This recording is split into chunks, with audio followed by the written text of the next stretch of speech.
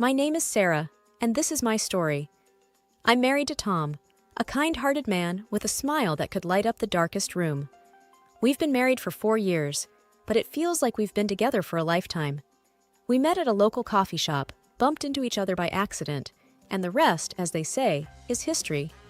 But there's one part of my life that feels more like a recurring bad dream. Martha, Tom's mom. Martha is, well, she's a character. Since we got married, she's had this habit of dropping by unannounced. It was annoying at first, but now it's just part of our daily routine. She's got something to say about everything and anything I do, and it's never praise. It was just another Tuesday evening. I was in the kitchen, the aroma of roasted chicken filling the air, setting the table for 3. Tom was on his way home, and Martha, of course, decided to pop in. "Chicken, Sarah? Again?" Martha walked into the kitchen, her voice dripping with disappointment. "If it were me, I'd have made pork. Tom loves my pork roast." I tried to keep my cool. "Tom likes chicken too, Martha, and it's healthier." She clicked her tongue, moving closer to inspect the salad. "Lettuce and tomatoes. How original." Just then, Tom walked in. "Something smells good," he said, wrapping his arms around me. He kissed my cheek before noticing his mother. "Mom, what a surprise." "Not a good one, apparently," Martha muttered, eyeing the chicken like it had personally offended her. Tom caught my eye, a silent plea there. "Be nice to her," it said. "She's had a tough year." I sighed, the fight draining out of me. "Dinner's ready. Let's eat." We sat down, and the usual happened. Tom talked about his day, I chimed in with stories of my own, and Martha found a way to criticize every single thing. When Tom complimented the chicken, saying it was just as good as any pork roast, I saw Martha's lips thin, but for once, she kept quiet. That night, as Tom and I cleaned up and Martha watched her favorite game show in the living room, I wondered how many more dinners like this I could take. It wasn't the chicken or the pork that was the problem. It was the constant feeling of not being good enough for the woman who mattered most to Tom. But as I looked at Tom, who was whistling while drying the dishes, I knew I'd endure it, for him. Because that's what you do for love, right? You put up with a little rain to get to the rainbow. Or in my case, a little bit of Martha to get to the rest of my life with Tom. If life were a straight road, mine had taken a turn into a lane with speed bumps named Martha. When I found out I was pregnant, Tom and I were over the moon. But joy comes with its own set of challenges. My job as an event planner was demanding, with hours as unpredictable as Martha's mood swings. So I made the tough choice to step down to a less taxing role, which unfortunately meant a smaller paycheck. It was a Sunday morning, and I was flipping pancakes, humming to myself, feeling content. Tom was reading at the table, and then, as if on cue, Martha walked in, her presence immediately changing the air. "So, Sarah, how does it feel to contribute less to the household?" Martha didn't waste any time, going straight for the jugular as she poured herself a cup of coffee. I flipped another pancake, choosing my words carefully. "It feels responsible, Martha. I need to take care of myself and the baby." "Babies don't need money, huh? Interesting logic," she retorted, taking a sip and making a face. "This coffee is weak." Tom looked up, his brow furrowed. "Mom, that's not fair. Sarah is doing what's best for our family." Martha scoffed. "Oh, please. When I was pregnant, I worked until the day I gave birth, and I made sure to contribute equally." I plated the pancakes and sat down, trying to keep the peace. "Times are different now, Martha, and I'm still working, just not as much." She shook her head, her disapproval as clear as the sunny day outside. "You just make sure you don't get too comfortable. Money doesn't grow on trees." The conversation hung heavy over breakfast. Even the pancakes tasted like tension. Tom squeezed my hand under the table, a silent show of support. But as I watched Martha pick at her food with a sour expression, I knew this was far from over. I was bracing myself for a long road ahead, full of Martha's backhanded comments. But in my heart, I knew the peace of mind from a lesser-stressed pregnancy was worth any pay cut. And I'd do it all over again if it meant a healthier me and a healthier baby. Life has a funny way of flipping the script. Before Jamie, my home office was a place of tranquility. Now it's a circus, and I'm the juggler. Working from home while taking care of a newborn is like trying to thread a needle on a roller coaster. But it's our roller coaster, and I wouldn't trade it for the world. One Wednesday afternoon, as I was knee-deep in emails and baby burp cloths, the doorbell rang. I knew without looking. It was Martha. "Just a minute," I called out, balancing Jamie on one hip and my laptop on the other.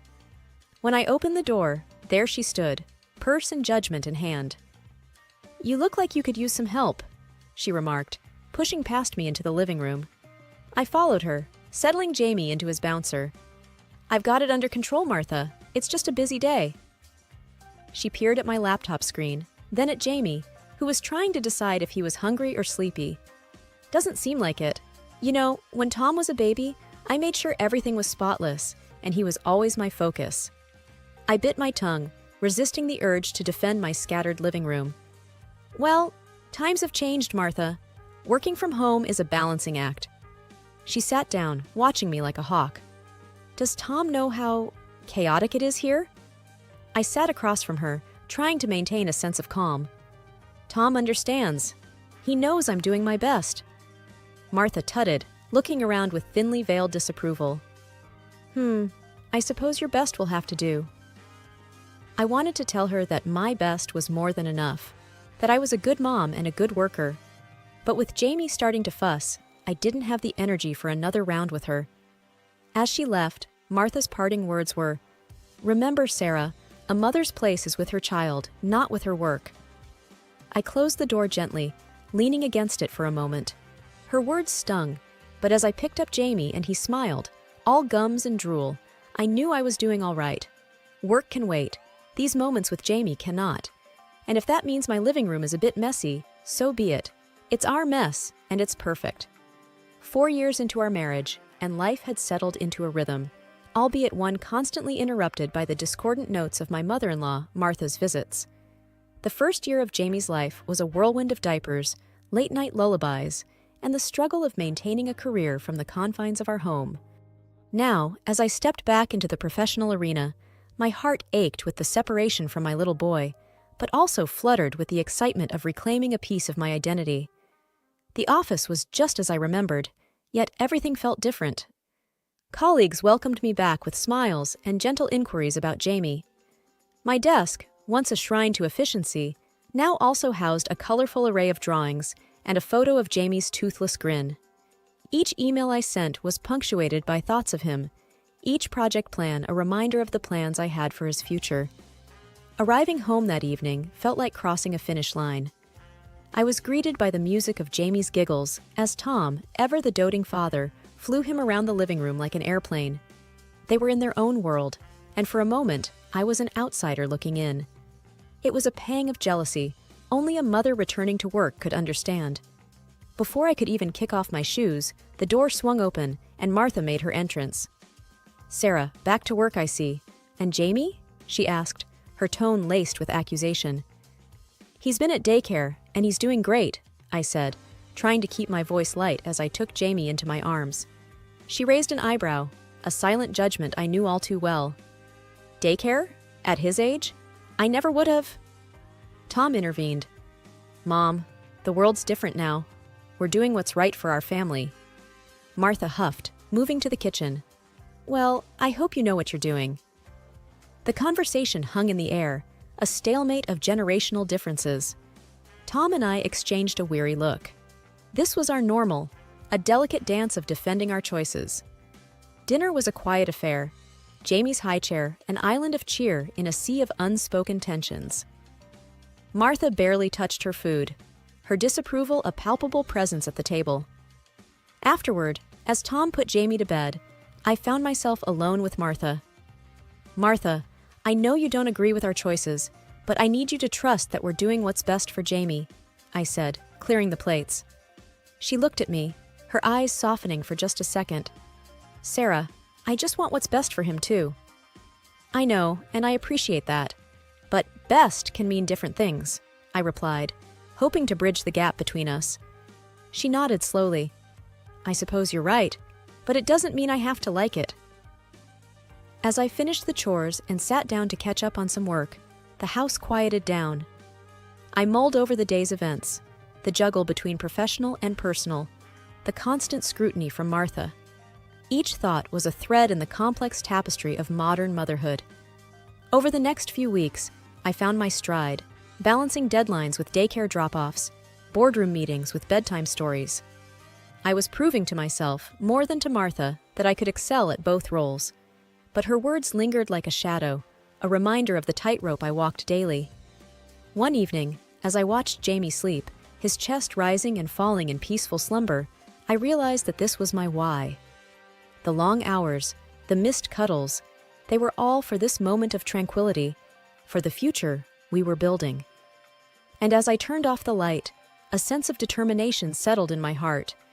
Martha might never understand, but that was okay. This was our life, our choices, our grind. And with Tom and Jamie by my side, I was ready for all of it. When Tom and I approached Martha about watching Jamie while I worked, she accepted with a strange spark in her eye. "Of course, I'll watch him. A grandmother's place is with her grandchild," she had said, almost triumphantly. The first day, I left Jamie with her, armed with a list of instructions and a kiss on his forehead. "If you need anything, call me," I reminded her, feeling the familiar tug at my heart as I walked out the door. "Sarah, go to work. We'll be fine," Martha said, her voice tinged with the confidence that only grandmothers possess. But as the days passed, her enthusiasm began to wane. Each evening, I returned to a litany of complaints. "He wouldn't nap. He's too fidgety. He throws his food," she'd report with exasperation. One evening, as I handed her a cup of tea, I ventured cautiously, "Martha, if it's too much, we can look into a daycare for Jamie." She set her cup down with a clatter. "No, I don't trust those places. I'll watch him." "But you seem so tired, and I hate seeing you like this," I replied, concern lacing my words. Martha's eyes met mine, stubborn as ever. "I said no, Sarah. I'm his grandmother. It's my job to endure. And who better to look after him than family?" Her refusal was a familiar dance, one where my suggestions were met with resistance, my concerns with cold rebuttals. "Okay, Martha, if that's what you want," I acquiesced, knowing that arguing was futile. Each morning, I left Jamie in her care, my heart squeezed tight with worry. Each evening, I returned to find Martha a little more worn, a little less patient, but always insistent that she would continue caring for him. Her resilience was as admirable as it was frustrating. I watched her pour her love into Jamie, even as it drained her, and I was left in a constant state of gratitude and guilt. Tom and I would talk after Jamie's bedtime, turning over options in quiet conversation, but we always circled back to Martha's steadfast refusal to let anyone else take over. Just when I thought we had settled into our new normal with Martha looking after Jamie, the unthinkable happened. I was in the middle of a work presentation when my cell phone buzzed incessantly in my pocket. Excusing myself, I stepped out to see Martha's number on the screen. "Martha, I'm at work. Is everything okay?" I answered, my voice tight with concern. "Sarah, I can't do this today. You need to come and get Jamie. Now." Martha's voice was terse, frazzled.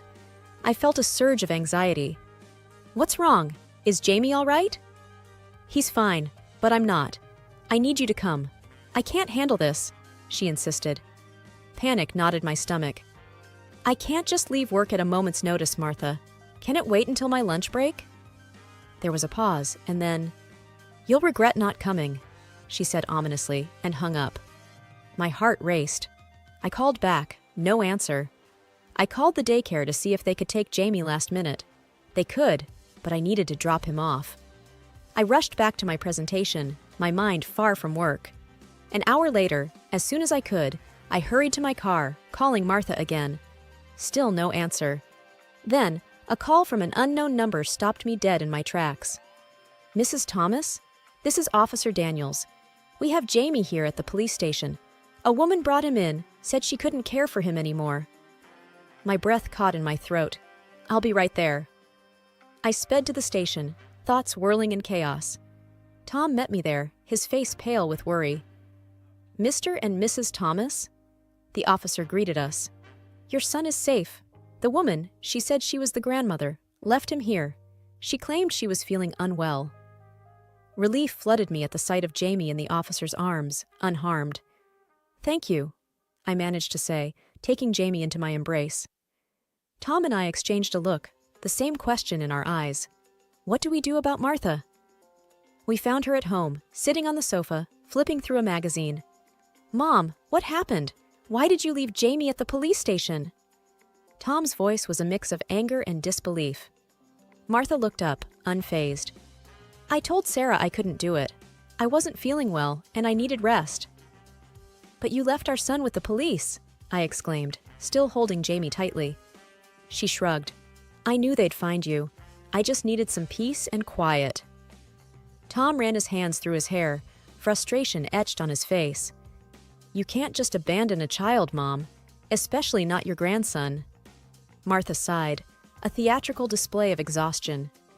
"Well, I told you I needed you to come, Sarah. You should have come." The implication that this was my fault stung, and I realized then that Martha's manipulations knew no bounds. This wasn't just about her being tired or ill, it was about control. As we put Jamie to bed that night, his small frame snuggled between us. The severity of Martha's actions sank in. This was a breach of trust that couldn't be mended with apologies or excuses. We had to protect our little family, and unfortunately, that meant setting boundaries with Martha. She had taken her opposition to me too far, and we couldn't risk Jamie's safety on her whims. The morning after the police station incident, our house was steeped in a heavy silence. Tom and I sat at the kitchen table, cups of coffee untouched, while Jamie played with his toys on the floor, blissfully unaware of the storm brewing around him. "We need to talk to her, Tom. What she did."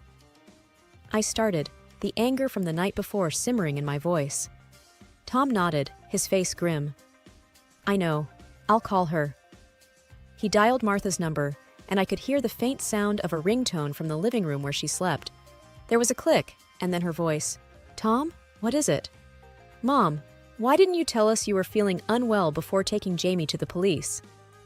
Tom's voice was steady, but I could hear the underlying strain. There was a pause on the other end. I just needed to rest. I thought they would call you immediately." Martha's voice was a mix of defensiveness and weariness. "But that's not the way to handle it, Mom. You scared us to death." Tom pressed on. "I didn't mean to." Martha's voice cracked, and I wasn't sure if it was genuine remorse or another act. Tom sighed. "We're going to see what the officers at the station say. They mentioned there was a recording." Martha was silent again, and then, "Fine.